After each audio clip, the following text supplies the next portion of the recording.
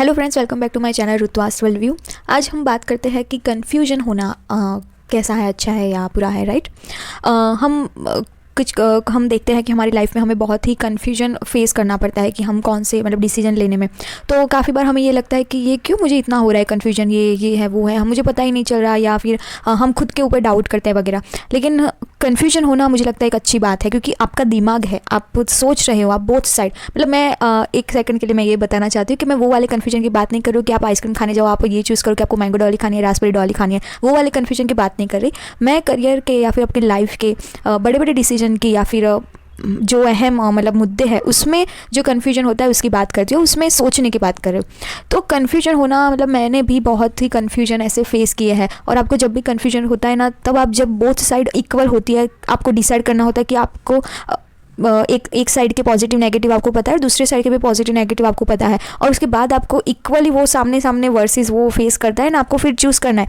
जैसे कि अगर स्टूडेंट की लाइफ की बात करें तो आफ्टर 10th तक तो वो पढ़ लेते हैं, फिर उनको चूज़ करना है कि उनको साइंस स्ट्रीम में जाना है, कॉमर्स या फिर आर्ट्स स्ट्रीम में जाना है, या फिर क्या करना है अपनी लाइफ के लिए, पढ़ाई में कौन सी फील्ड चूज़ करनी है। ये जो कन्फ्यूजन होता है ना, उसको होने दो, हमें कन्फ्यूजन को होने देना चाहिए। जो भी हमें उसको सोचना चाहिए, हमें उसको भागना चाहिए। काफ़ी लोग क्या करते हैं कि अगर कन्फ्यूजन हो है तो उसको अवॉइड कर लेते हैं, उस सब्जेक्ट को साइड में रख के फिर अपनी जो भी करते हैं वो करने लगते हैं। नहीं, ऐसा मुझे नहीं लगता। मुझे लगता है कि आप सोचो अच्छे से, आप खुद का एनालिसिस करो, खुद के साथ बात करो, आप सोचो कि आप कौन से तरफ आपका ज़्यादा आपका वो जाता है। आपका जो गट फीलिंग्स हम बोलते हैं, एक होता है कि आपका दिमाग आपसे कहेगा कि ये सही है या ये सही है, एक होता है आपका हार्ट आपको कहेगा कि ये सही है, ये सही है, और तीसरा है आपकी आत्मा कहेगी आपसे। लेकिन आपको इसमें पता नहीं चलता। जब आप सोचते हो, बहुत गहरे सोच में चले जाते हो, तब एक पॉइंट ऐसा आता है जब आपको ये तीनों में फ़र्क दिखता है कि ये तीनों का क्या आंसर है। और जब मुझे लगता है कि आपकी आत्मा और आपका हार्ट वो थोड़ा साथ साथ में वो आपको आंसर देते हैं, वो थोड़ा कनेक्टेड है। तो आपको जो आपकी आत्मा कहे ना, क्योंकि वो कभी गलत नहीं होते वो डिसीजन, वो फिर बाद में भले उसका रिजल्ट जो भी आए, लेकिन आपकी आत्मा आपसे जो कहे ना वो आपको करना चाहिए।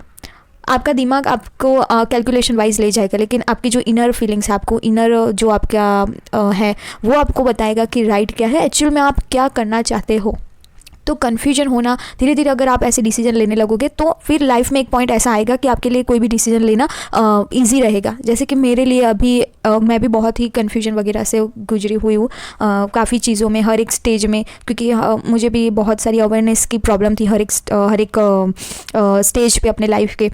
तो मेरे लिए भी था कि अवेयरनेस नहीं है ये वो, लेकिन एक टाइम के बाद आपको फिर आपका खुद का आपको पता चलना लगता है कि आपकी क्या पर्सनालिटी है, आपका क्या सोच है, आपका क्या तरीका है, आपकी कैसी थॉट्स बिल्ड हो रहे हैं, आपके क्या वैल्यू सिस्टम है, उस अकॉर्डिंग आप फिर डिसीजन लेते हो अपने लिए। तो कन्फ्यूजन होना एक अच्छी बात है मुझे लगता है, और कन्फ्यूजन होने देना चाहिए। आपको सोचना चाहिए, और ये चीज़ें सबके साथ होती है लाइफ में। आप बहुत सारे एक्सपीरियंस कर लोगे ना, फिर आपको ये पता चलेगा कि जो भी चीज़ें हमारे साथ होती है वो चीज़ें हर एक के साथ होती है। यहाँ पे कोई ऐसा नहीं कि हम बहुत बार ये सोचते हैं कि ये हमारे साथ ही क्यों हो रहा है, ये हमें ये सारी चीज़ें फेस करनी पड़ती है, मेरी लाइफ में क्यों ऐसा है।